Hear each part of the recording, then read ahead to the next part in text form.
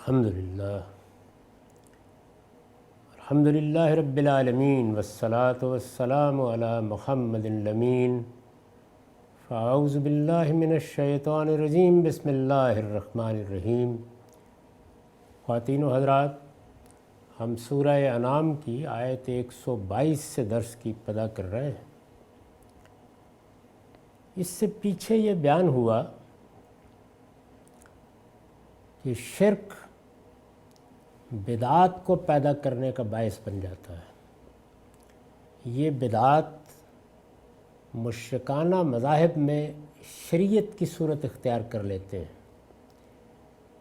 چنانچہ کچھ رسوم قائم کی جاتی ہیں جن کے تحت حلت و حرمت تک کے فیصلے کر دیے جاتے ہیں۔ رسالت مآب صلی اللہ علیہ وسلم کو مخاطب کر کے یہ بتایا گیا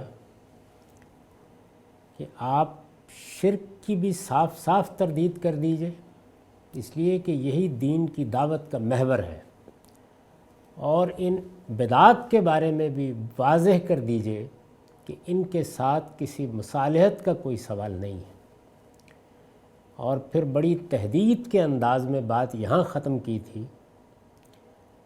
کہ آپ متنبہ رہیں، اگر آپ نے ان کی بات مان کر ادنا درجے میں بھی کوئی مداہنت اختیار کر لی تو اس کا نتیجہ یہ نکلے گا کہ مشرک ہو کر رہ جاؤ گے۔ یہ تنبیہ یہ بتا رہی ہے کہ اس طرح کے معاملات میں دونوں چیزیں بڑی ضروری ہوتی ہیں۔ ایک یہ کہ اصل حقیقت کے معاملے میں کوئی مداہنت، کوئی مصالحت روا نہ رکھی جائے، اور دوسرے یہ کہ اس اصل حقیقت کے نتائج میں یا اس کے ذرائع میں جو چیزیں پیش آتی ہیں ان سے بھی اپنے آپ کو بالکل الگ کر لیا جائے۔ یہ معاملہ اس طرح کا نازک معاملہ ہے کہ اس میں اگر دو قدم بھی اس راستے پر چلنے کا فیصلہ کر لیا گیا تو نتیجہ نہایت خطرناک ہو سکتا ہے۔ یہ چیز ان جرائم میں یا ان گناہوں میں بڑی اہمیت کی حامل ہے جن کے ساتھ انسان کا چلنا اگلی منزلوں کی طرف کھینچ لے جانے کا باعث بنتا ہے۔ شرک کے مراسم ایک فلسفے کے طور پر قبول کر لیے گئے، رواداری کے انداز میں قبول کر لیے گئے، دوسروں کے جذبات کا احترام کرتے ہوئے قبول کر لیے گئے، تو اس کا شدید اندیشہ ہے کہ وہ تہذیب کا حصہ بنیں گے، اگلی نسلوں تک منتقل ہوں گے، ان کے بارے میں حساسیت کم ہوگی، اور پھر صرف یہی نہیں کہ حقیقت لوٹ آئے گی بلکہ نئے نئے مظاہر و اشکال یہ نئی قوم خود اختیار کر لے گی۔ اگر آپ غور کریں تو مسلمان قوم کی تاریخ پڑھنے سے ہی معلوم ہوتا ہے۔ سیدنا مسیح علیہ السلام پر ایمان لانے والے جب رومیوں کے ساتھ ملے اور انہوں نے فلسفے کی سطح پر یا مراسم کی سطح پر مصالحت کا طریقہ اختیار کیا تو یہی نتیجہ نکلا۔ مسلمانوں کو جب عجم سے واسطہ پڑا یا پھر اس کے بعد ہندوستان سے جس کا ہر ذرہ دیوتا ہے واسطہ پڑا، تو وہاں بھی ایسی ادنا مداہنت برتنے کے یہی نتائج نکلے۔ تو یہاں رسالت مآب صلی اللہ علیہ وسلم کو اللہ تعالیٰ نے مخاطب کر کے یہ بتایا ہے کہ وَإِنْ أَطَعْتُمُوهُمْ إِنَّكُمْ لَمُشْرِكُونَ، یعنی مسلمانوں اگر ان کا کہا مانو گے تو کچھ شک نہیں کہ تم بھی مشرک ہو کر رہ جاؤ گے، یعنی اس کا نتیجہ پھر یہ نکلے گا۔ تو اس وجہ سے ان کی پرواہ نہ کرو، ان کی پرواہ نہ کرو، یعنی جو کچھ یہ کہہ رہے ہیں، جو فلسفے یہ بیان کر رہے ہیں، جن بدعات کی یہ حمایت میں کھڑے ہیں، ان سب سے اپنے آپ کو بے تعلق کر لو، اور اس معاملے میں کوئی پرواہ کرنے کی ضرورت نہیں ہے۔ یہ مضمون مقدر ہوا، اس پر اب بات کو آگے بڑھا دیا اور فرمایا اَوَمَنْ كَانَ مَيْتًا فَأَحْيَيْنَاهُ وَجَعَلْنَا لَهُ نُورًا يَمْشِي بِهِ فِي النَّاسِ كَمَنْ مَثَلُهُ فِي الظُّلُمَاتِ لَيْسَ بِخَارِجٍ مِّنْهَا، کیا جو مردہ تھا پھر ہم نے اسے زندہ کر دیا اور اس کو ایک ایسی روشنی عطا فرمائی جسے وہ لوگوں کے درمیان لے کر چل رہا ہے، اس شخص کے مانند ہو جائے گا جس کا حال یہ ہے کہ تاریکیوں میں پڑا ہوا ہے؟ یعنی یہ سوال سامنے رکھ دیا۔ اب یہ جو سوال سامنے رکھا ہے یہ اصل میں اسی پہلی بحث سے پیدا ہوا ہے۔ اس پہلی بحث میں ایک تو اس چیز کو سمجھ لینا چاہیے جو ارشاد فرمائی تھی کہ شیاطین اپنے ایجنٹوں کو القاء کر رہے ہیں کہ وہ اس معاملے میں بھی تم سے جھگڑیں۔ دوسری بات یہ فرمائی تھی کہ اگر ان کا کہا مانو گے تو اس کے نتیجے میں تمہارے ہاں بھی شرک در آئے گا۔ ان دونوں پر جو دو نوٹ ہیں وہ سن لیجئے۔ میں نے لکھا ہے یعنی اسی طرح کا غوغا برپا کرنے کی ترغیب دے رہے ہیں جو ان لوگوں نے اپنی قراردادہ بعض حرمتوں کی حلت کا سن کر برپا کر رکھا ہے۔ شیاطین کے ایجنٹ کیا القاء کر رہے ہیں؟ یہ ایک پروپیگنڈے کا طوفان اٹھا دیتے ہیں، اور پروپیگنڈے کے اس طوفان میں یہ بات باور کرائی جاتی ہے کہ دیکھا آپ نے، یہ ہمارے اکابر کو، ہمارے بزرگوں کو، ہمارے آباء و اجداد کو احمق قرار دے رہے ہیں، یہ کہہ رہے ہیں ان سے غلطی ہو گئی تھی۔ تو یہ سب سے بڑھ کر دین کو سمجھنے والے آ گئے ہیں۔ پیغمبروں کو اسی سے واسطہ پڑا ہے۔ اور یہ بات یاد رکھیے کہ یہ صرف انہی لوگوں کے ہاں واسطہ نہیں پڑا جن کے ہاں مذہبی روایت کمزور ہو گئی تھی، جن کے ہاں مذہبی روایت بہت منظم تھی، جیسے کہ سیدنا مسیح علیہ السلام کی قوم، یعنی یہود، علماء ہیں، فضلاء ہیں، ان کی کتابوں کے مفسرین ہیں، ایک عظیم تاریخ اپنے پیچھے رکھتے ہیں۔ اس میں آ کر جب سیدنا مسیح علیہ السلام نے اس طرح کی بدعات پر تنقید شروع کی یا غلطی بتانا شروع کی، یا وہ چیزیں جو دین بنا لی گئی تھیں ان کے بارے میں یہ بتانا شروع کیا کہ دین میں ان کی کوئی حقیقت نہیں ہے، تو ایسا ہی غوغا برپا ہوا۔ رسالت مآب صلی اللہ علیہ وسلم جن لوگوں میں مبعوث ہوئے وہ بھی ایک مذہبی گروہ تھا۔ سیدنا اسماعیل کی اولاد، کعبے کے پروہت، ان کو عرب میں مذہبی پیشوا کی حیثیت حاصل تھی، ان کے ہاں بھی مذہبی روایات تھیں، اس میں بھی بالکل یہی ہوا۔ یعنی اسی طرح کا غوغا برپا کرنے کی ترغیب دے رہے ہیں جو ان لوگوں نے اپنی قراردادہ بعض حرمتوں کی حلت کا سن کر برپا کر رکھا ہے۔ سب سے زیادہ یہ ہوتا ہے کہ آپ نے کسی غلطی کی وجہ سے، کسی غلط فہمی کی وجہ سے، یا کسی بنیادی فلسفے پر قیاس کر کے کچھ چیزوں کو حرام قرار دے دیا، یہ بھی حرام ہے، وہ بھی حرام ہے، یہ بھی ناجائز ہے۔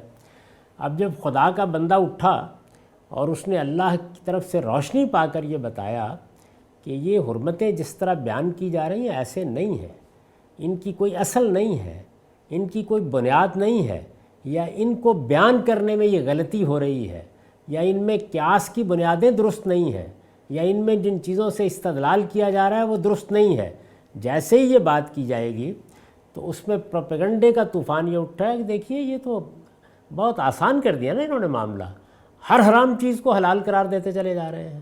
یعنی وہ چند باتیں جن پر بات ہو رہی ہوگی صرف وہ زیر بحث نہیں رہیں گی، یہی اسلوب اختیار کر لیا جائے گا، تو یہ غوغا برپا کریں گے۔ چنانچہ اپنے ایجنٹوں کو بتا رہے ہیں کہ لو اب یہ نیا دین لے کر آنے والے تمہارے سب باپ دادوں کو حرام خور قرار دے رہے ہیں۔ یعنی جب یہ بتا رہے ہیں کہ یہ جو چیزیں تم نے کی ہیں یہ تو ٹھیک نہیں تھیں، یہ ناجائز کام تھے، یا یہ بتا رہے ہیں کہ یہ جائز کام تھے، تو گویا یہ براہ راست تمہارے آباء و اجداد پر حملہ آور ہو رہے ہیں، تمہارے سب باپ دادوں کو حرام خور قرار دے رہے ہیں جو نظر اور چڑھاوے کے بعد جانوروں کو اللہ کا نام لیے بغیر ذبح کرتے اور ان کا گوشت کھاتے رہے ہیں۔ یعنی وہ جانور جو نظر کے طور پر بیت اللہ میں پیش کیے جاتے، نظر کے طور پر بتوں کے استھانوں پر پیش کیے جاتے اور اللہ کا نام لیے بغیر ذبح کیے جاتے، ان کا گوشت کھاتے رہے ہیں۔ آگے آیت 138 میں مشرکین کے اس عقیدے کا ذکر ہوا ہے کہ وہ ان جانوروں پر اللہ کا نام لینا جائز نہیں سمجھتے تھے۔ یعنی ان کے ہاں جس طرح یہ صورتحال تھی کہ غیر اللہ کا نام لیتے تھے، اسی طرح اللہ کے نام کے ساتھ بعض دوسروں کا نام لیتے جانوروں کو ذبح کرتے وقت۔ بعض جانوروں کے بارے میں یہ عقیدہ پیدا کر لیا گیا تھا کہ یہ فلاں بت کی نظر ہے یا یہ فلاں استھان کی نظر ہے، اس لیے ان پر اللہ کا نام لینا جائز نہیں ہے۔ تو قرآن مجید نے یہاں یہ بتایا کہ جیسے ہی ان بدعتوں پر تنقید کی جائے گی اور جیسے ہی یہ بتایا جائے گا کہ یہ سب خانہ زاد فتوے ہیں، تو اس کے نتیجے میں یہ اپنے ایجنٹوں کو القاء کر کے غوغا برپا کر دیں گے۔ اور دوسری بات کی میں نے وضاحت کی، لیکن اس پر لکھا ہے میں نے کہ یعنی ایک مرتبہ ان کے توہمات سے سمجھوتا کر لو گے تو آہستہ آہستہ شرک کے دوسرے مظاہر بھی تمہارے علم و عقیدہ میں درائیں گے۔ یعنی ذرا سا سمجھوتا کیا، کچھ بات مانی، ایک آدھ بدعت کے ساتھ کچھ رواداری قائم کی، نتیجہ یہ نکلے گا، جس کا نتیجہ یہ نکلے گا کہ بالآخر مشرک ہو کر رہ جاؤ گے۔ یعنی مشرک ہونے کا جو عمل ہے وہ بعض اوقات عقیدے میں ہوتا ہے، بعض اوقات مظاہر و اشکال میں ہوتا ہے۔ ابتدا ہونے کے بعد پھر کچھ نہیں کہا جا سکتا کہ آگے کیا کیا چیزیں ہیں کہ جو اسی پردے میں اختیار کر لی جائیں گی۔ تو یہ دو باتیں جو پیچھے کہی تھیں ان کی وضاحت کر دی۔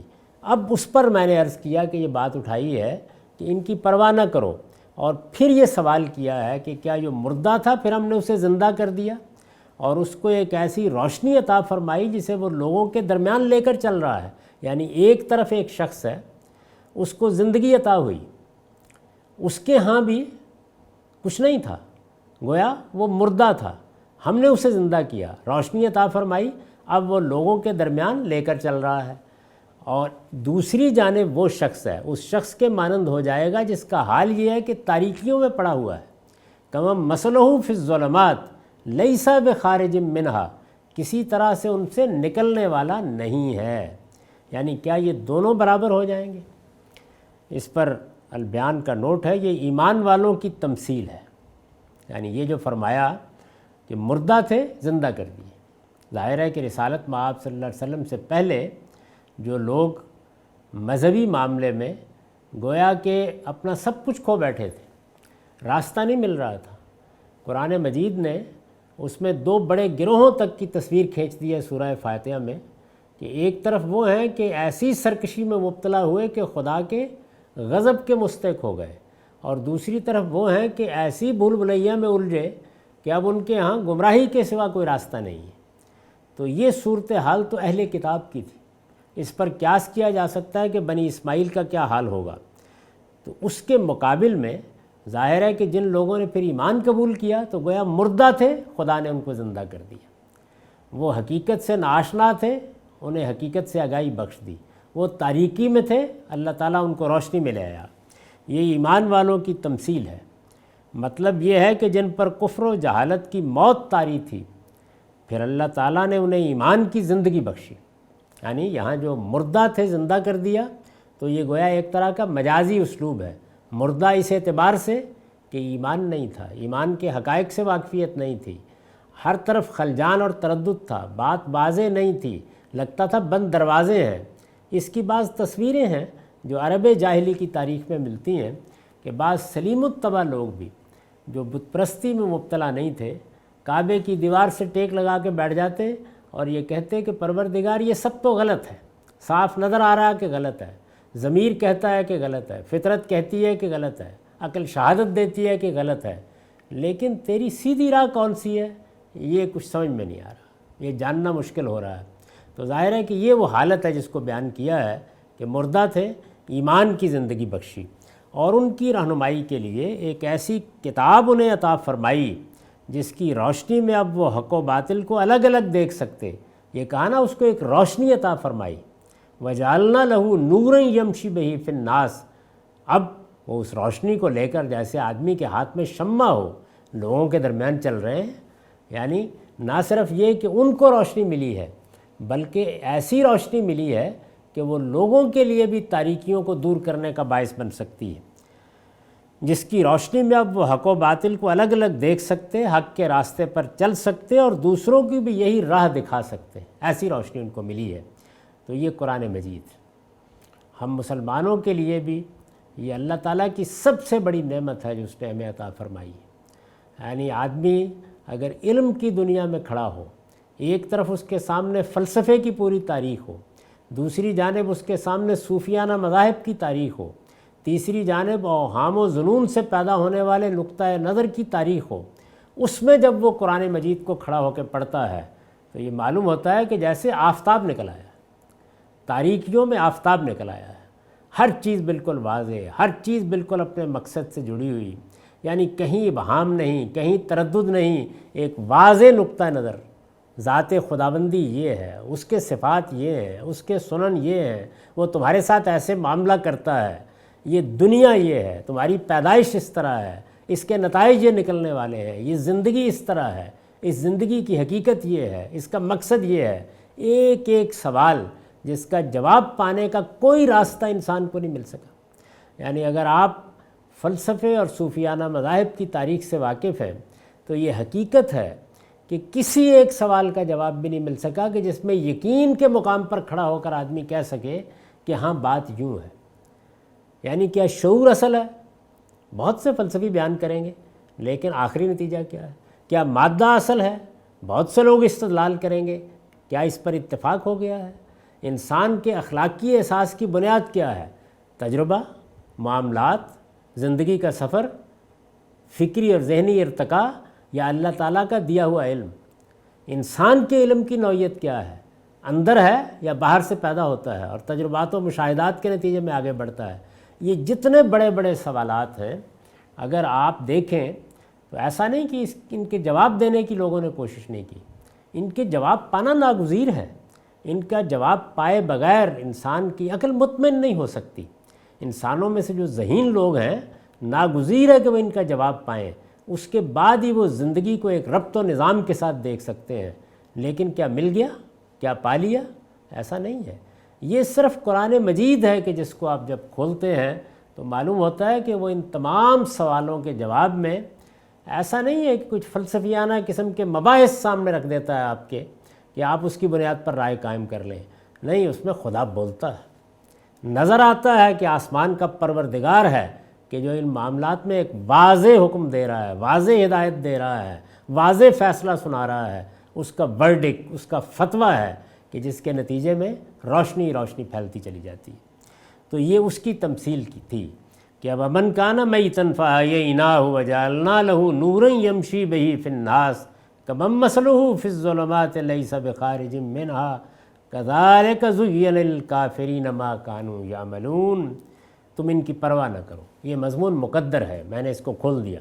کیا جو مردہ تھا پھر ہم نے اسے زندہ کر دیا اور اس کو ایک ایسی روشنی عطا فرمائی جسے وہ لوگوں کے درمیان لے کر چل رہا ہے، اس شخص کے مانند ہو جائے گا جس کا حال یہ ہے کہ تاریکیوں میں پڑا ہوا ہے۔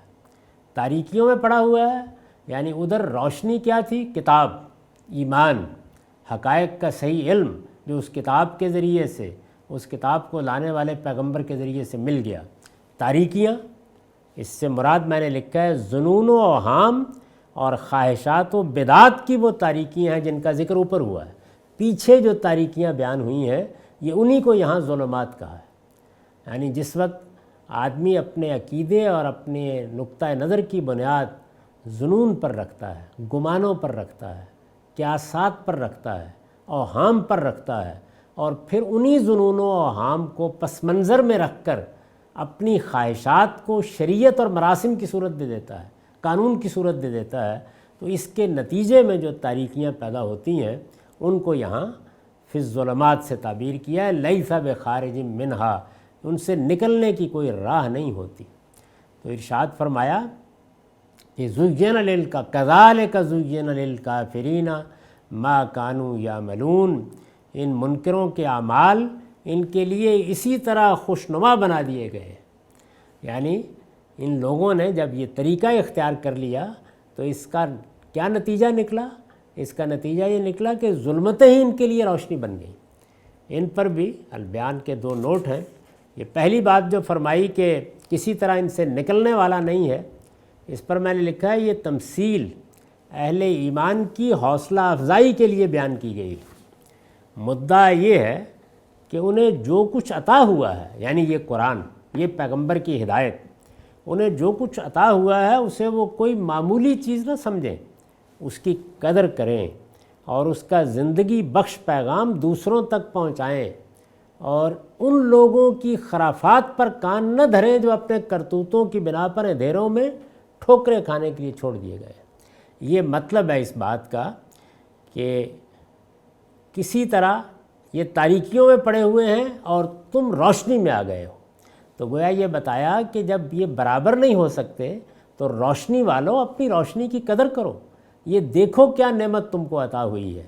اور پھر اس کے بعد یہ کہا کہ یہ تاریکیاں کیسی ہیں، یعنی کفر و جہالت کی جس تاریکی کو انہوں نے اپنے لیے اختیار کیا ہے، خدا نے وہی تاریکی ان کے لیے پسندیدہ بنا دی ہے۔ یعنی نتیجہ کیا نکلا ہے کہ ایک تاریکی کو انہوں نے اختیار کیا اور اس تاریکی کو اب اپنے لیے محبوب بنا بیٹھے ہیں۔ ان منکروں کے اعمال ان کے لیے اسی طرح خوشنما بنا دیے گئے ہیں۔ یعنی اعمال ہیں جن کو تاریکی سے تعبیر کیا ہے، عقائد ہیں جن کو تاریکی سے تعبیر کیا ہے، اور پھر یہ بتایا ہے کہ تاریکی کو روشنی سمجھ بیٹھے ہیں۔ یعنی انسان کے ساتھ معاملہ یہ ہوتا ہے کہ جس وقت وہ حق سے اپنے آپ کو محروم کر لیتا ہے اور اس طرح کے مراسم اختیار کر لیتا ہے تو پھر یہی چیزیں اس کے لیے بہت محبوب ہو جاتی ہیں۔ آپ نے دیکھا ہوگا کہ جب لوگ خدا کا آستانہ چھوڑ دیتے ہیں اور دوسرے آستانوں کو اپنی عقیدت کا مرکز بنا لیتے ہیں، دوسرے آستانے ان کے لیے تجلیات کے مرکز بن جاتے ہیں، عقیدت کے مرکز بن جاتے ہیں، ان کی امیدیں ان سے متعلق ہوتی ہیں، وہ دعائیں وہاں کرنے کے لیے جاتے ہیں، وہ ماتھا وہاں ٹیکتے ہیں، تو پھر ہوتا کیا ہے، اس میں ان کو بڑی لذت ملتی ہے، یہی چیز ان کے لیے بڑی محبوب ہو جاتی ہے، اسی کو وہ بہت فخر کے ساتھ بیان کرتے ہیں۔ انہی درباروں پر اور انہی بارگاہوں میں اور انہی استھانوں پر اور انہی بتوں کے سامنے اور انہی دیوی دیوتاؤں کو وہ گویا اپنی عقیدتوں کا مرکز بنا لیتے ہیں۔ تو ہونا تو یہ چاہیے تھا کہ وہ اس بات پر شرم محسوس کرتے کہ وہ انسانیت کو کن چیزوں کے سامنے جھکا رہے ہیں، وہ اپنے ہی جیسے انسانوں کو یا اپنے ہی تصورات کو یا اپنے ہی مضمومات کو کیا حیثیت دے رہے ہیں، وہ ان چیزوں کو کس کے مقابلے میں پیش کر رہے ہیں۔ یعنی ان کی دعائیں، ان کی امیدیں، ان کی آرزوئیں اور ان کی تمنائیں کن چیزوں سے وابستہ ہو گئی ہیں۔ ان کو تو یہ شرف حاصل ہوا تھا کہ وہ ایک خداوند کے سامنے جھکے، ان کی پیشانی صرف اس کے سامنے زمین پر آئے، تو یہ انہوں نے اپنے آپ کو کس ذلت میں ڈال لیا۔ اس تاریکی میں ہونے کے باوجود وہ اسی کو روشنی سمجھتے ہیں۔ تو یہ فرمایا کہ کذالک زین للکافرین ما کانوا یعملون، ان منکروں کے اعمال ان کے لیے اسی طرح خوشنما بنا دیے گئے ہیں۔ یعنی پیغمبر ان کو توحید کی دعوت دے رہے ہیں، مان نہیں رہے، پیغمبر ان کو شرک سے نکالنے کی کوشش کر رہے ہیں، سن کر نہیں دے رہے، تو نتیجہ کیا ہے کہ وہ چیز کہ جس کی غلطی توجہ دلاتے ہی واضح ہونی چاہیے تھی، وہی چیز ہے کہ جو ان کے لیے بہت بڑی نعمت بن گئی ہے، ان کے لیے بہت بڑی لذت کا سامان بن گئی ہے۔ وَكَذَلِكَ جَعَلْنَا فِي كُلِّ قَرْيَةٍ أَكَابِرَ مُجْرِمِيهَا لِيَمْكُرُوا فِيهَا، ارشاد فرمایا ہر بستی میں اس کے بڑے بڑے مجرموں کو ہم نے اسی طرح ڈھیل دی۔ کس لیے ڈھیل دی؟ کہ اس میں اپنی چالیں چلیں۔ اس میں ایک لفظ استعمال ہوا ہے کہ ہم نے ان کے ساتھ یہ معاملہ کیا، اور اس کے لیے جو فعل آیا ہے وہ جالنا ہے، اصل میں لفظ جالنا آیا ہے، یہ یہاں امحلنا کے مفہوم میں ہے، ہم نے ترجمہ اسی کے لحاظ سے کیا ہے۔ یہ میں نے لکھا ہے تاکہ طالب علموں کو توجہ ہو کہ یہاں اگرچہ فعل تو جالا استعمال ہوا ہے، لیکن یہ در حقیقت امحال کے مضمون کو اپنے اندر لیے ہوئے ہے۔ یعنی مطلب یہ ہے کہ ہم نے کیا کیا، جب مجرموں نے یہ فیصلہ کر لیا کہ وہ مجرمانہ زندگی بسر کریں گے۔ یہ کون مجرم ہیں؟ یعنی یہ وہ لوگ ہیں کہ جو عقائد کے باب میں، اعمال کے باب میں انہی بدعات کے علمبردار بن کر ہو کر معاشرے میں کھڑے ہو گئے۔ انہوں نے جو دین بنایا تھا، جس کے وہ پیشوا بنے تھے، وہ اس کے مبلغ بن گئے۔ اس کی بنیاد پر انہوں نے اپنے بارگاہیں استوار کر لیں۔ جب یہ ہو گیا تو پھر اس کے بعد اللہ تعالیٰ کہتے ہیں کہ جو چالیں انہوں نے چلنی تھیں، جن بدعات کو انہوں نے خوشما تصورات میں بدلنا تھا، ان چالوں کو عامت الناس کے سامنے پیش کر کے ان کو اپنے دام میں لانا تھا، تو ہم چاہتے تو پکڑ لیتے، لیکن ہم نے کیا کیا، ہم نے ان کو ڈھیل دے دی، اور ڈھیل دے دی کہ وہ یہ چالیں جہاں تک چل سکتے ہیں چل لیں۔ وہ خیال کر رہے تھے کہ اس طرح وہ دوسروں کو دھوکہ دے رہے ہیں، اس طرح وہ اپنی دکانیں چلا رہے ہیں۔ ان کو اس کا احساس نہیں تھا کہ وَمَا يَمْكُرُونَ إِلَّا بِأَنفُسِهِمْ وَمَا يَشْعُرُونَ، وہ یہ چالیں اپنے ساتھ ہی چلتے تھے مگر انہیں اس کا احساس نہیں تھا۔ یعنی وہ خود تباہی کے گڑھے میں گر رہے ہوتے ہیں، وہ سمجھ یہ رہے ہوتے ہیں کہ وہ دوسروں کو دھوکہ دے رہے ہیں لیکن وہ خود دھوکہ کھا رہے ہوتے ہیں۔ میں نے لکھا ہے مطلب یہ ہے کہ وہ یہ چالیں بظاہر حق کے خلاف مگر حقیقت میں اپنے خلاف ہی چلتے تھے۔ اس کے لیے جو الفاظ اصل میں آئے ہیں ان میں فعل ناقص عربیت کے قاعدے سے محذوف ہے۔ قرآن مجید میں بعض اوقات عربیت کے لحاظ سے بعض چیزیں توجہ دلانے کی ہوتی ہیں طالب علموں کو، تو یہاں پر بھی ایک فعل ناقص حذف ہو گیا ہے، ترجمے میں اس کا لحاظ رکھتے ہوئے اس کو بیان کرنا چاہیے۔ اس طرح کے محذوفات کلام کو بالکل مطابق حال کرتے چلے جاتے ہیں۔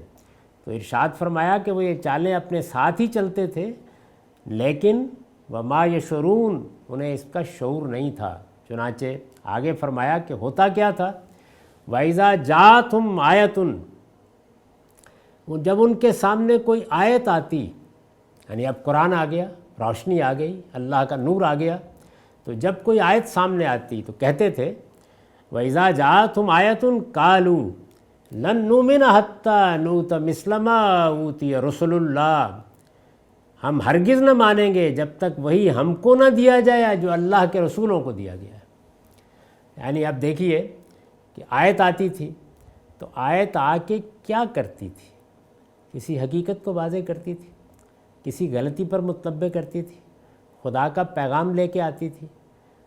تو علم و عقل کا تقاضا تو یہ تھا کہ اس کو اس کے میرٹ پر قبول کیا جائے، لیکن اب دیکھیے کہ کیا طریقہ اختیار کرتے تھے کہ یہ درست ہوگا، یہ بات ٹھیک ہوگی، جیسے یہ بیان کرتے ہیں ایسے ہی ہوگا، لیکن ان کا انتخاب کیوں کیا گیا ہے یہ بات ہم تک پہنچانے کے لیے؟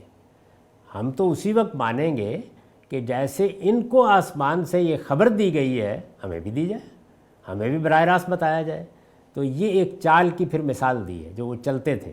پروپیگنڈا کرنا ہے، بات کو اس زاویے سے پیش کرنا ہے کہ مخاطبین اس کے نتیجے میں دعوت سے متنفر ہو جائے، پیغمبر سے گریز کرے، بات سننے سے انکار کرے، یا کم سے کم تذبذبی میں مبتلا ہو کر کھڑے ہو جائیں۔ تو یہ مثال دی اس کی، میں نے اس پر لکھا ہے یہ ان چالوں کی ایک مثال ہے جن کا ذکر ہوا ہے۔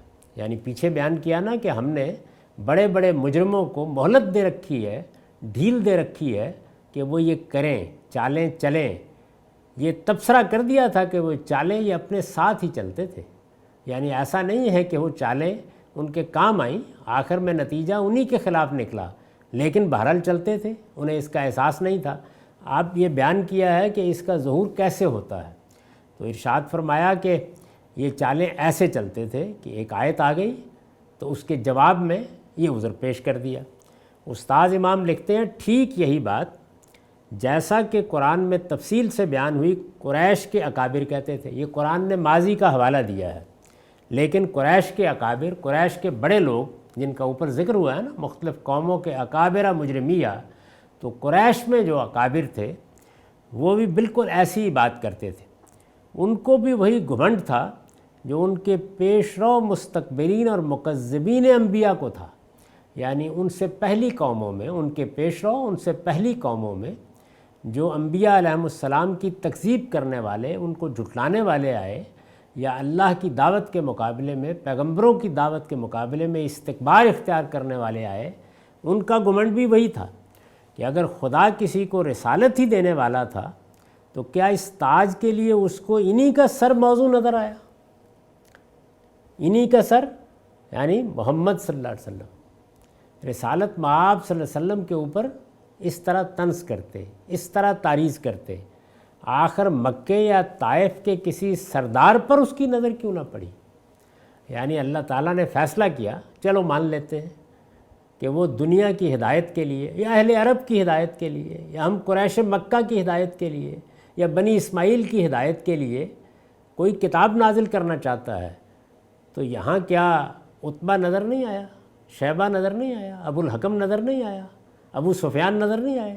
یہ بڑے بڑے سردار مکہ کے، طائف کے، یہ بین ہی قرآن مجید میں یہ بات بیان کی ہے۔ سورہ زخرف میں لولا نزل ھذا القرآن علی رجل من القریتین عظیم، یہ ہماری دو بستیاں ہیں مکہ اور طائف، ہمارے بڑے بڑے سردار یہاں رہتے ہیں، ان میں سے کسی بڑے آدمی کے اوپر یہ قرآن کیوں نازل نہیں ہوا؟ مکہ یا طائف کے کسی سردار پر اس کی نظر کیوں نہ پڑی؟ ظاہر ہے کہ یہ بات جو وہ کہتے تھے تو محض چال بازی کے طور پر کہتے تھے، اس سے مقصود ان کا محض اپنی انانیت اور خود فریبی کے لیے ایک پردہ فراہم کرنا اور اپنے عوام کو بیوقوف بنانا ہوتا تھا۔ سادہ لو عوام دنیوی اسباب و وسائل کو بڑی چیز سمجھتے ہیں، وہ جن کو دنیا میں بڑا دیکھتے ہیں سمجھتے ہیں کہ خدا کے نزدیک بھی یہی بڑے ہوں گے۔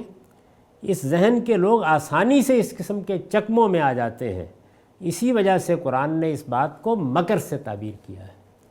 یعنی یہ جو بات ہے، یہ آپ جو بات بیان کر رہے ہیں تو چلیے مان لیجئے کہ یہ بات واضح ہو گئی، لیکن یہ بتائیے کہ یہ اتنے بڑے بڑے لوگ جو ہیں اس سے پہلے جن کو ہم بڑی حیثیت دیتے رہے ہیں، یہ ان پر کیوں واضح نہیں ہوئی، ان کی سمجھ میں کیوں نہیں آئی؟ تو یہ وہ چیز ہوتی ہے کہ جو کم سے کم عوام کے لیے ایک بڑا پردہ بن جاتی ہے، اور اس طرح یہ چال اکثر و بیشتر کامیاب رہتی ہے۔ یہ تدبیر ہے جو اختیار کی جاتی ہے، کیونکہ سادہ طریقہ تو یہ ہے کہ ایک بچے نے بھی اگر ایک بات کہی ہے اور بات معقول ہے تو قبول کر لی جائے، اس کی تردید کرنی ہے، اس کی تردید کرنی ہے تو اس کے استدلال کو موضوع بنایا جائے۔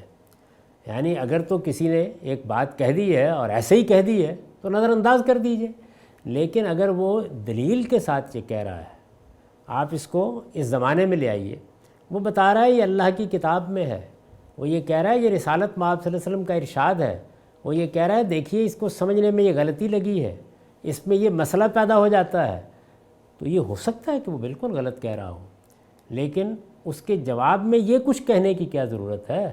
اس کے جواب میں آپ آئیے اور آ کر یہ کہیے کہ ٹھیک ہے، ہم آپ کی بات کو سنتے ہیں، سمجھتے ہیں، اور سننے اور سمجھنے کے بعد آپ کو بتائیں گے کہ اس میں کیا غلطی ہے۔ غلطی بات میں ہوتی ہے، اس کے جواب میں یہ کوئی استدلال ہی نہیں ہے کہ ہمارے بڑوں کو یہ بات سمجھ میں کیوں نہیں آئی، ہمارے اکابر کے اوپر یہ بات واضح کیوں نہیں ہوئی۔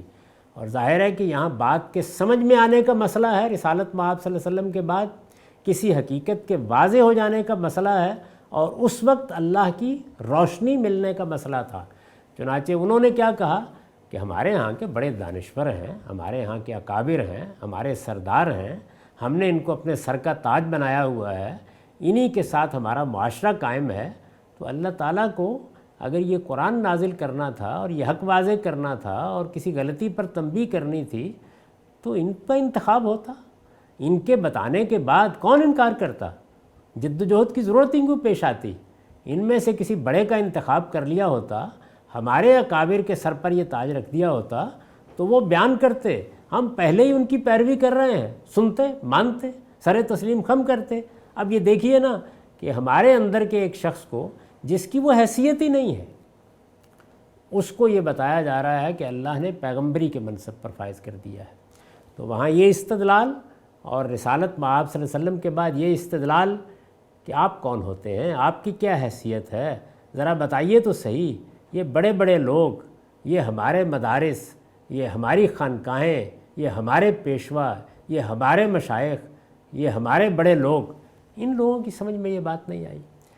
تو یہ ہو سکتا ہے کہ نئی بات کہنے والا یا کسی بات کی تردید کرنے والا یا کسی بات کی غلطی واضح کرنے والا ہی غلطی پر ہو، لیکن اس کا جواب یہ نہیں ہے۔ اس کا جواب یہ ہے کہ آپ اس کی بات کو سامنے رکھ کر یہ بتائیں کہ یہ بات بے بنیاد ہے، یہ تنقید بے بنیاد ہے، اس میں جس غلطی کی نشاندہی کی جا رہی ہے اس کو سمجھنے میں خود ان کو غلطی لگ رہی ہے۔ یہ شائستہ اور مہذب طریقہ ہوگا جس سے علمی فضا پیدا ہوتی ہے، جس سے مکالمے کی فضا پیدا ہوتی ہے، جس میں کچھ سنا جاتا ہے، کچھ سمجھا جاتا ہے۔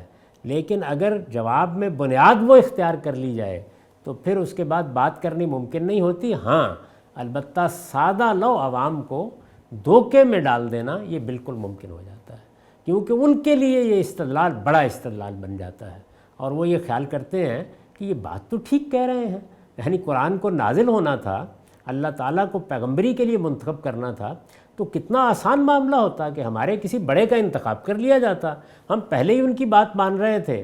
وہ اگر یہ کہتے کہ اٹھاؤ یہ سارے کے سارے بت، مجھے بتا دیا گیا ہے کہ یہ اب کعبے میں نہیں ہوں گے، تو ہم اٹھا کے پھینک دیتے، لیکن وہ تو اسی جگہ کھڑے ہیں، ہمارے اکابر وہی ہیں جن کے پیچھے ہم چل رہے تھے، وہ وہی لوگ ہیں، اور ہمارے اندر کے ایک عام شخص کو اٹھایا گیا ہے اور اٹھا کر اس پر اللہ کی کتاب نازل ہو گئی۔ تو اذا جاءتہم آیۃ قالوا لن نؤمن حتی نؤت مثل ما اوتی رسل اللہ، جب ان کے سامنے کوئی آیت آتی تو کہتے تھے ہم ہرگز نہ مانیں گے جب تک وہی ہم کو نہ دیا جائے جو اللہ کے رسولوں کو دیا گیا ہے۔ اللہ عالم حیث یجعل رسالتہ، اللہ بہتر جانتا ہے کہ اپنی رسالت کا منصب کسے عطا فرمائے۔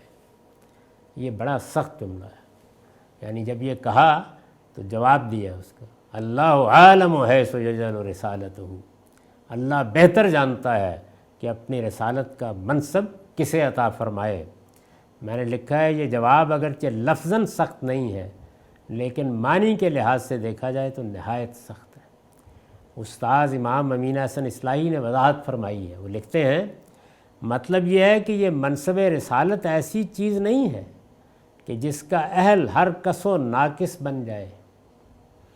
یعنی اصل میں تو قرآن مجید کو یہ کہنا تھا کہ احمقوں یہ ہیں جن کے سر پر یہ تاج رکھنا تھا، لیکن ظاہر ہے کہ اس سے جذبات بھڑکتے، یہ نہیں کہا، بلکہ اسلوب یہ اختیار کیا کہ اللہ بہتر جانتا ہے، اس نے فیصلہ کرنا تھا، کر دیا اس نے، لیکن اس کے اندر جو سختی چھپی ہوئی ہے اس کو کھولا ہے استاذ امام نے۔ مطلب یہ ہے کہ یہ منصب رسالت ایسی چیز نہیں ہے جس کا اہل ہر کس و ناقص بن جائے، یہ اللہ ہی خوب جانتا ہے کہ یہ تاج وہ کس کے سر پر رکھے، اس کا فیصلہ اللہ کرتا ہے۔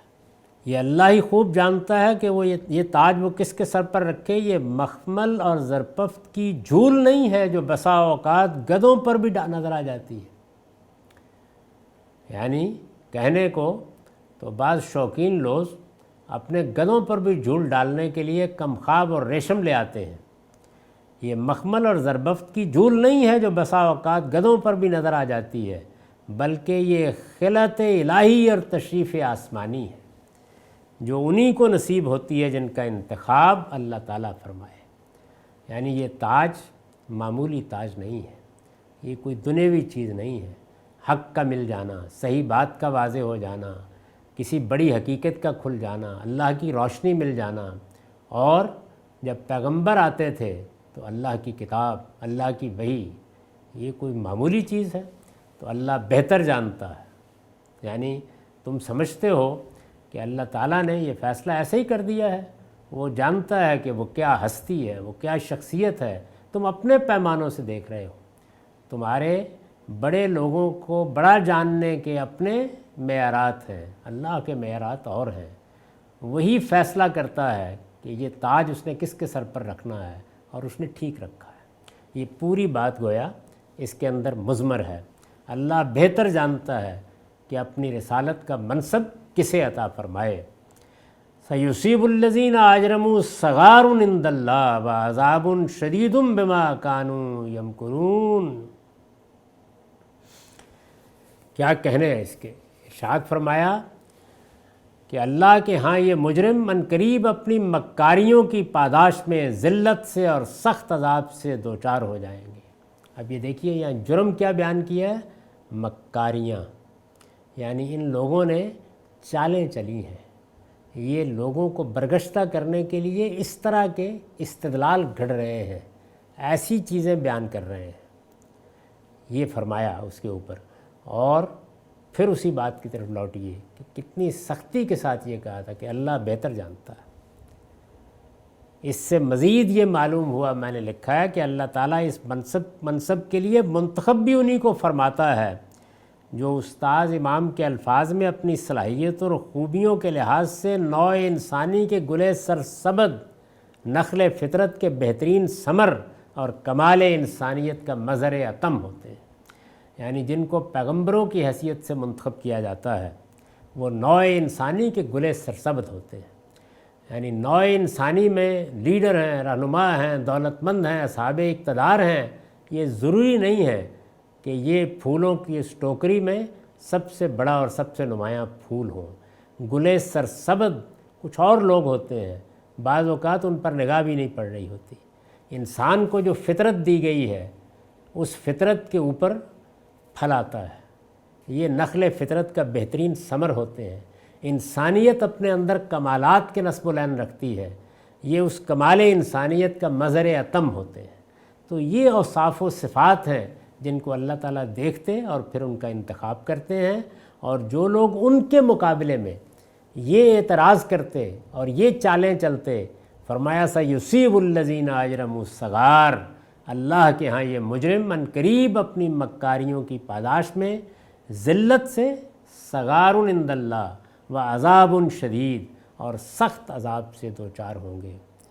فمن یرد اللہ ان یہدیہ یشرح صدرہ للاسلام، یہ ہدایت پانے والے نہیں، یہ ہدایت پانے والے نہیں ہیں، اس لیے کہ اللہ اپنے قانون کے مطابق جس کو ہدایت دینا چاہتا ہے اس کا سینہ اسلام کے لیے کھول دیتا ہے۔ فمن یرد اللہ ان یہدیہ یشرح صدرہ للاسلام۔ اب ظاہر ہے کہ اس میں جب یہ کہا کہ تو اس کے بعد ایک مقدر مفہوم ہے کہ یہ ہدایت پانے والے نہیں ہیں۔ جب یہ چالیں چل رہے ہیں، جب انہوں نے استدلال کا راستہ چھوڑ دیا ہے، جب یہ بات کو اس طرح نہیں سن رہے جس طرح سننی ہے، تو اب یہ ہدایت پانے والے نہیں ہیں۔ اور اللہ کا قانون کیا ہے؟ وہ یہ کہ اللہ جس کو ہدایت دینا چاہتا ہے اپنے قانون کے مطابق اس کا سینہ ہدایت کے لیے کھول دیتا ہے، اور اس کا وہ قانون قرآن مجید میں جگہ جگہ بیان ہوا ہے۔ یہ اس لیے ہر جگہ بتانے کی ضرورت ہوتی ہے کہ اس سے مقصود یہ نہیں ہوتا کہ اللہ چاہتا ہے تو اس کا یہ چاہنا الٹپ ہے، نہیں، اس کا یہ چاہنا کچھ قاعدوں پر، کچھ سنن پر، کچھ قوانین پر مبنی ہے۔ تو میں نے جگہ جگہ اپنی اس تفسیر میں اس کو قوسین میں بیان کر دیا ہے، اپنے قانون کے مطابق، اس لیے کہ اس سے غلط فہمی ہوتی ہے۔ تو یہ ارشاد ہوا کہ یہ خیال نہ کرو کہ یہ لوگ ہدایت پا لیں گے، اس لیے کہ ہدایت پانے کے لیے کچھ شرائط ہے۔ اس سے پیچھے اسی سورہ میں بیان ہو چکا ہے کہ وہ شرائط کیا ہیں؟ آدمی جاننے کی سچی طلب رکھتا ہو۔ قرآن مجید نے یہ بیان کیا لِقَوْمٍ يَعْلَمُونَ، جاننے کی سچی طلب رکھتا ہو۔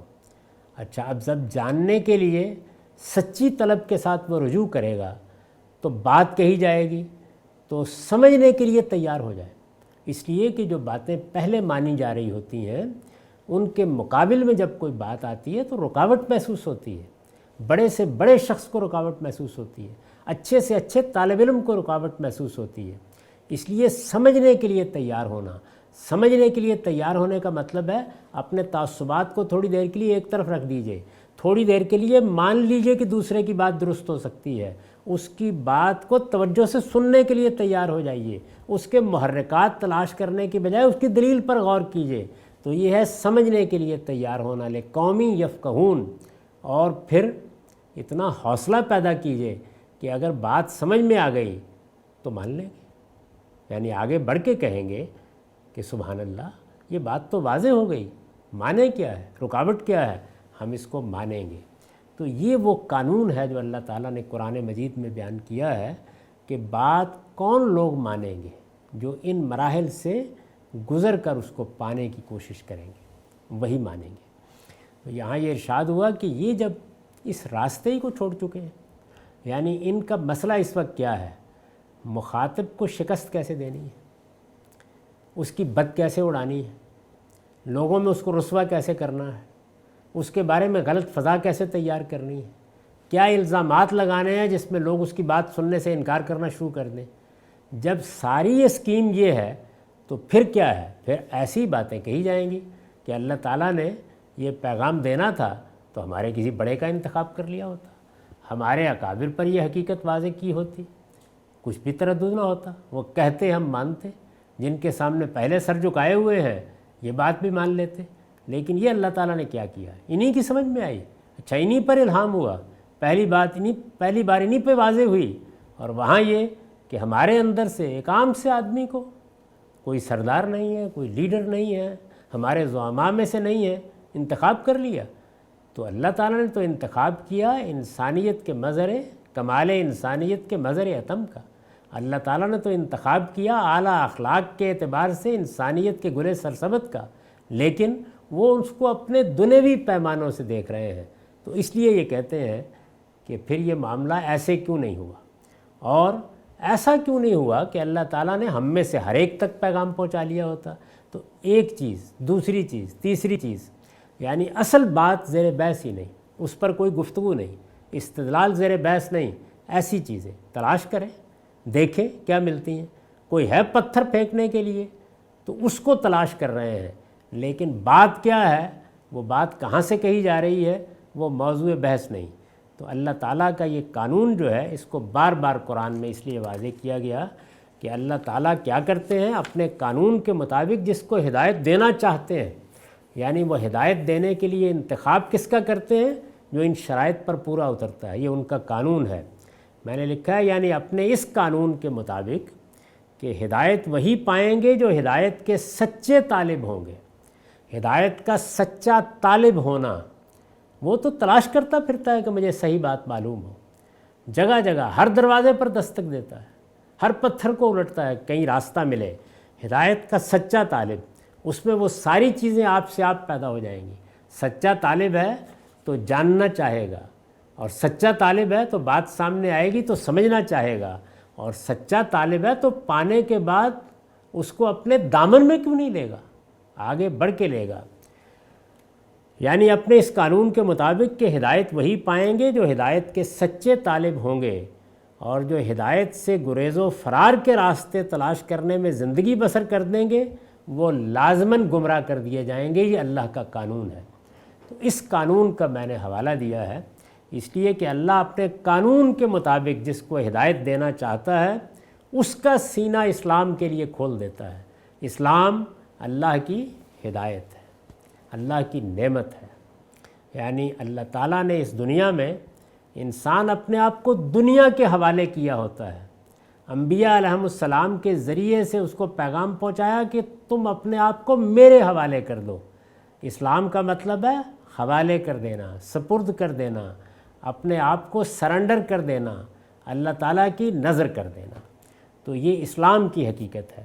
ظاہر ہے اسلام کی اس حقیقت کو وہی پاتا ہے جو اس کا سچا طالب ہوتا ہے۔ تو فرمایا کہ اللہ چاہتا ہے تو اس کا سینہ اسلام کے لیے کھول دیتا ہے، اور اسی کے دوسرے پہلو کو بیان کیا، وَمَن يُرِدْ أَن يُضِلَّهُ يَجْعَلْ صَدْرَهُ ضَيِّقًا حَرَجًا كَأَنَّمَا يَصَّعَّدُ فِي السَّمَاءِ، اور جسے گمراہ کرنا چاہتا ہے اس کا سینہ تنگ کر دیتا، اور ایسا بھینچتا ہے گویا اسے آسمان میں چڑھنا پڑ رہا ہے۔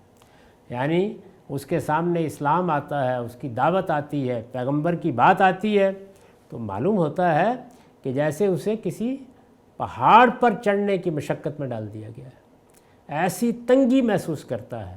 یہ تنگی جس کی یہاں تصویر کھینچی ہے، یعنی اسی طرح کی تنگی کہ جیسے کسی آدمی کو بڑی چڑھائی چڑھنے کے لیے مجبور کر دیا جائے۔